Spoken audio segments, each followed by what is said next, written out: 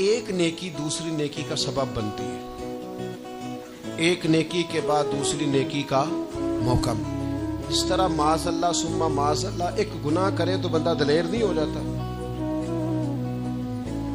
کہ چلو یار ایک کر لے۔ ہمارے بزرگوں نے لکھا ہے کہ آپ کی نماز قضا ہو جائے تو کسی کو بتائیں نہیں میری قضا ہو گئی، پھر تو وہ کہے گا چلو میں بھی قضا کر لیتا ہوں۔ آپ کوئی گناہ کریں تو گناہ کا اعلان، کوئی غلطی ہو جائے تو چھپائیں، بتائیں نہیں، ورنہ دوسرے بھی دلیر ہو جائیں۔ میں ایک تجزیہ نگار کو پڑھ رہا تھا، وہ کہہ رہا تھا کہ میڈیا پہ جو ہم دکھاتے ہیں نا چینلوں پہ، تو ہم تو وہ انٹرویو لے کے نا کسی مجرم کا کہ میں نے یہ کیا میں نے وہ کیا، تو آپ تو لوگوں کو گناہ کے طریقے بتا رہے ہیں،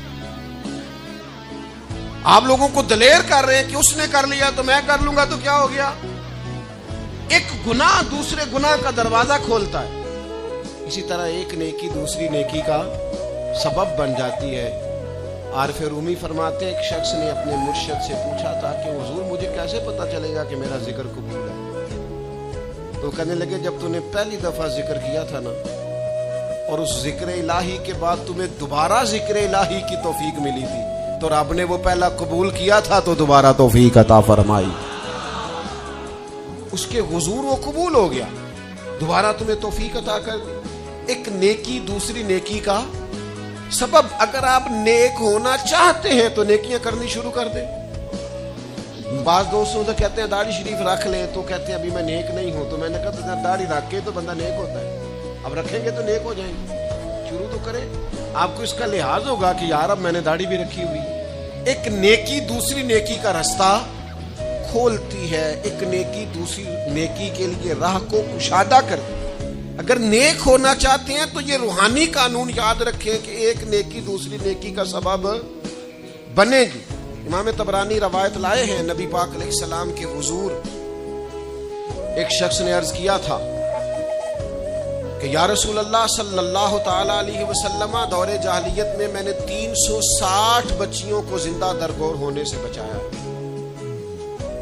ان کے ماں باپ اور ان کا باپ جو تھا وہ معاذ اللہ ان کو زندہ دفن کرنا چاہتا تھا، میں نے اونٹ دے کر بچیوں کو بچایا، پھر میں نے ان کی پرورش بھی کی۔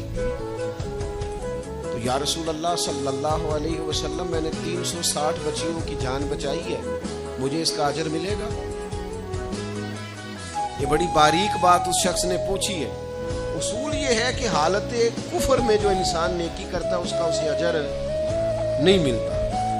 اجر کے لیے ایمان ضروری ہے، ایمان پر اجر مرتب ہوتا ہے، جس کا ایمان نہیں اس کو اجر نصیب شرط ہے کہ بندہ مومن ہو تو اس کے نیک اعمال قبول۔ اب یہ سوال کیا کر رہے ہیں، ذرا باریک بات ہے سمجھیں۔ یا رسول اللہ صلی اللہ تعالی علیہ وسلم، کیا مجھے اللہ اجر دے گا؟ میں نے دور جاہلیت میں 360 بچیوں کو زندہ درگور ہونے سے بچایا، اس کا مجھے اجر ملے گا؟ قربان جائیں، حضور فرماتے ہیں انا افصح العرب، میں عربوں میں سب سے زیادہ فصیح و بلیغ ہوں۔ اس نے کہا حضور اجر ملے گا؟ تو حضور فرمانے لگے تمہیں تو اجر مل گیا ہے۔ وہ حضور سے پوچھتا ہے یا رسول اللہ میں نے 360 بچیوں کی جان بچائی ہے، زندہ درگور ہونے سے بچایا، اجر ملے گا؟ حضور فرمانے لگے تمہیں تو مل گیا ہے۔ او بھائی مل گیا نا، حضور کے سامنے بیٹھا ہوا ہے، اس سے زیادہ بھی کوئی اجر ملنا ہے؟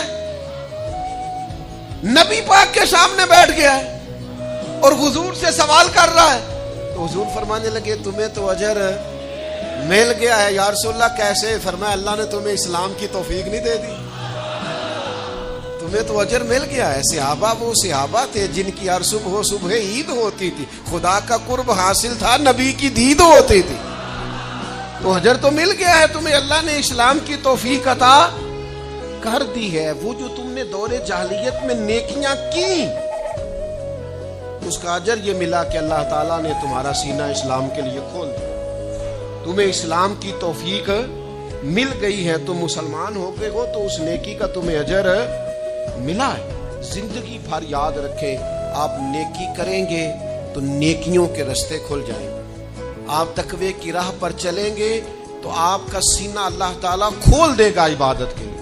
ایک نیکی دوسری نیکی کا سبب، اس لیے حضور علیہ السلام نے فرمایا तुमने नेकी को कभी हकीर नहीं समझना। कुछ ना हो सके तो भाई से मुस्कुरा के मुलाकात ही कर। छोटी से छोटी नेकी को भी छोड़ें, हरीस हो जाएं नेकियों। नेकियां करेंगे तो आप महसूस करेंगे कि एक रूहानी ज़ाब्ता कायम हो गया है कि उस नेकी की वजह से अल्लाह ताला मज़ीद नेकी की तौफीक अता कर रहा है। हेलो इस्लामिक जनता, तो क्या हाल चाल है यार। बयान पसंद आया तो वीडियो को लाइक और चैनल को सब्सक्राइब ज़रूर करें ताकि नेक्स्ट वीडियो आपके पास पहुंच सके।